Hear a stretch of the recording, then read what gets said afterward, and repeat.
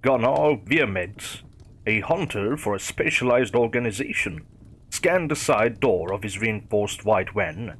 He looked at his contract for details about the animal his bosses wanted him to hunt. It was large, covered in fur, and was killing people. Helpful, he mumbled, shaking his head and reaching for a high-caliber rifle. Gunnar picked a few electrified traps, including one heavy claw trap, and attached them to his hiking bag. He double-checked the van's back, searching for imperfections in the large metal cage. He hopped out and looked over the map with red ink notations of reported creature attacks. Gunnar dotted the map with sites of animal attacks reported by the townsfolk. Some said bears, others said wolves. A few even thought it might be a tiger or skinwalker. Gunnar chuckled at the last one. Wrong country, dude.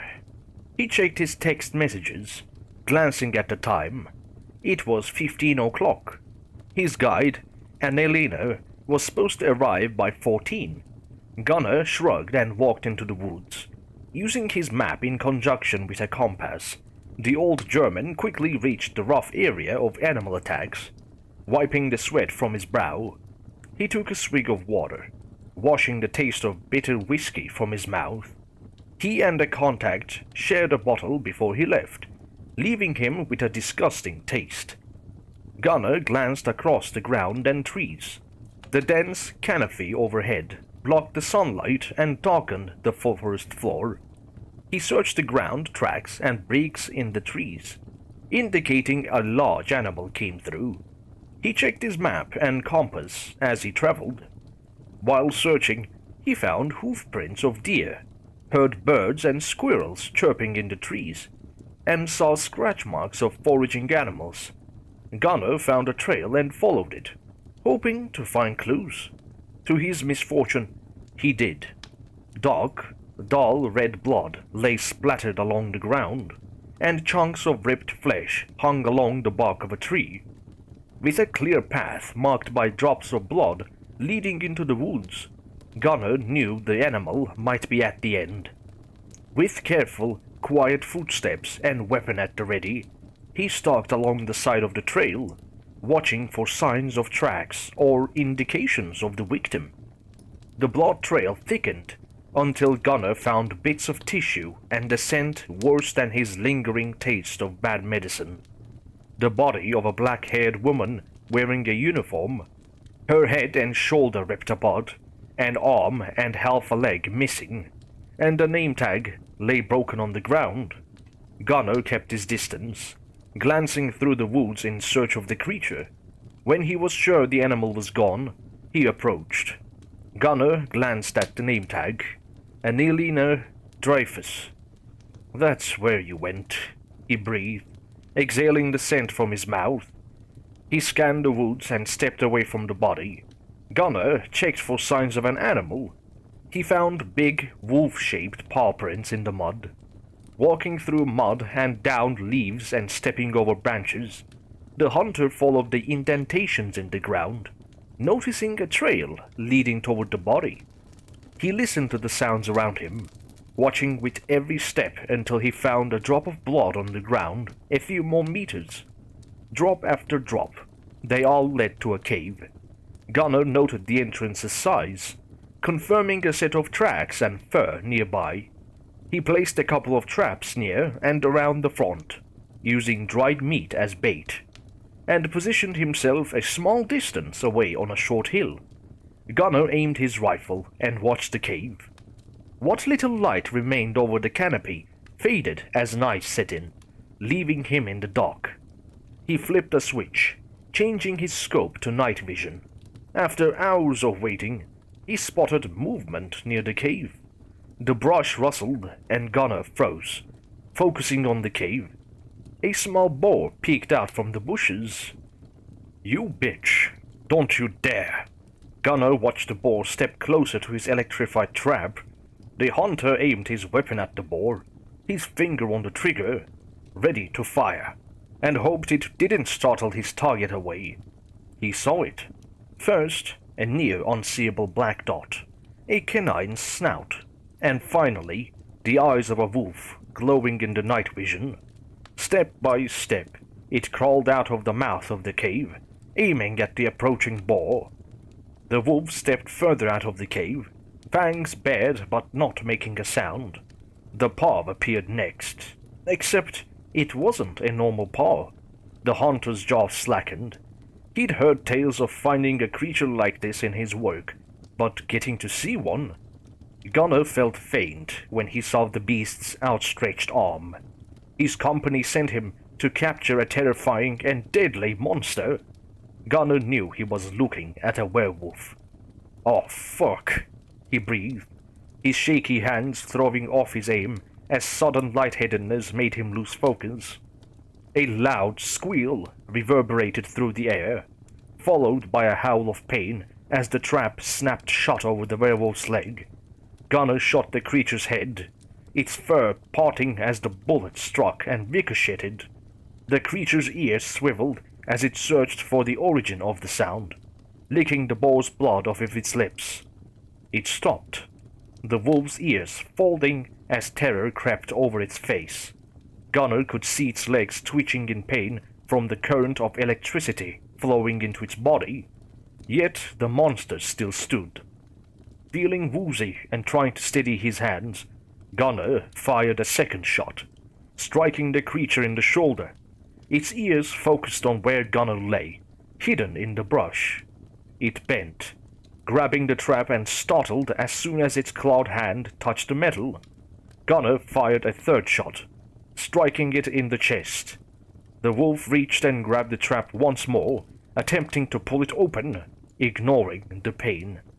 Gunnar realigned his aim, took a breath, and fired a fourth shot, striking the monster in the head, knocking it off balance.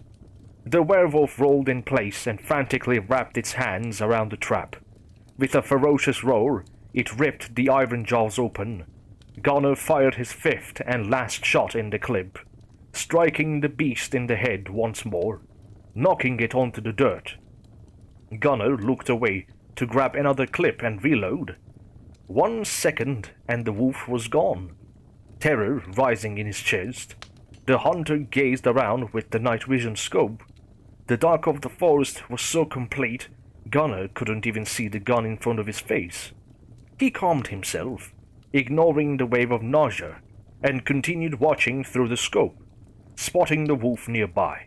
Its snout moved in erratic patterns as it sniffed the air away from Gunnar, who fired the next shot. The werewolf jumped and ran into the underbrush, ducking and dodging. The hunter readied his rifle and fired another shot, striking the werewolf in the back. The creature stumbled, correcting its uneven pace. Gunnar fired a third shot, striking the creature's leg. The werewolf turned as it fell. Its widened eyes stared at Gunnar's as he fired a fourth shot, striking the beast below the eye and knocking it to the ground. It still moved, struggling to turn around. The wolf turned again, its eyes flicking around the woods, searching and fixed on something behind Gunnar. "You're not going to kill anyone else," the hunter growled, aiming at the base of the skull. Before Gunnar could fire the fatal shot, he heard a howl, a chilling wave coursing through his back. Its discordant noise sounded almost like an elk's bugle mixed with a coyote's call. The werewolf jumped to its feet, stumbling. It turned and stared at the hunter, its eyes focused on the hunter's, breathing fast and erratic as its ears swiveled around, searching for the sound. Something howled again, and the werewolf jumped like a startled mouse. Gunnar pushed himself into a crouched position, a chill running through his body as nausea forced him to stop. His head pounded in pain. He saw the eyes before he saw anything else. 2 massive pairs of glowing white lights floating in the dark. Gunnar pushed one foot on the ground to stand, balancing himself with his hand, and felt a wave of exhaustion as he stumbled forward, collapsing to the ground. The white lights drifted closer, pale fur reflecting their luminescence. The hunter looked into his scope, ready to fire. A large animal with white, skull-like facial markings stalked ever closer. Even with night vision, the creature blended with the dark. He could see its nearly unseeable four legs moving in the dark. Its pearl-like eyes focused on him. Gunner fired a shot, striking it in the head. It continued forward, unflinching. His gun clicked when he pulled the trigger. Gunner stood to run. Heavy footfalls struck the ground, followed by piercing pain as the creature sprinted forward and clamped on his leg. It lifted him and dragged him back toward the cave with minimal effort. The massive beast dropped him at the cave's mouth, plopping next to the boar, tearing it in half as the pearly eyes watched Gunner. The hunter looked at the beast. He turned and stared at the clearing, weighing his options, feeling like a caged animal staring at the freedom he would never have. He reloaded his rifle, aiming at the creature's throat. A shot rang out, but it wasn't his. The dark monster stood at attention, looking around. Another shot, then another. A chorus of explosions reverberated as an untold number of rifles fired their high-caliber bullets into the canine, who reacted with an uneven gait, shaking its head. Gunner tried to stand, but felt another wave of exhaustion wash over him. A burst startled him from his daze. The hunter watched a net fly through the air and wrapped itself around the monster. Half a dozen men and women entered the cave. He recognized one as the man who gave him the contract. "I'm sorry."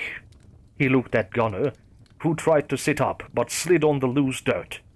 His arms felt heavy. Only a human could survive long enough to deliver the poison. He nodded to the beast, sparks from the net creating enough light to see its black fur as the canine struggled to stand. "What?" Gunner shouted, coughing and nauseous. "What the hell does that mean?" The beast's howls of pain quieted as the glow in its half-closed eyes faded. "We've been trying to get this thing for months. We tried traps, bait, and poisons of all kinds, but they never worked. Either it figured them out, or our bait died too soon." "You used me as bait." Gunner tried to stand again, gripping his rifle. "I'm sorry." "Give me the fucking antidote already," Gunner shouted. "I can't. There is no antidote." The man nodded to the creature, silently struggling under the electrified net. "We hoped you would survive. Humans metabolize the poison better than most animals, but you're already at the later stages." The man poked under his eye. Gunner replicated the movement and replicated it, feeling a warm, sticky substance. In the flashes of light, he saw it was red. "What the fuck? When the hell?" Gunner mumbled, lost for words. "I poisoned your whiskey. We couldn't leave this thing unchecked. Someone had to be the bait. I'm sorry it was you." "Everyone," the man shouted to the other hunters, "we'll bring the beast back once it's asleep. Gerald, prep the cage at the truck. Make sure it's reinforced." He turned to Gunner. "The poison is going to kill you. You still have bullets. I suggest you use one before your organs fail." The man turned and left, taking one last look at the hunter he condemned to death.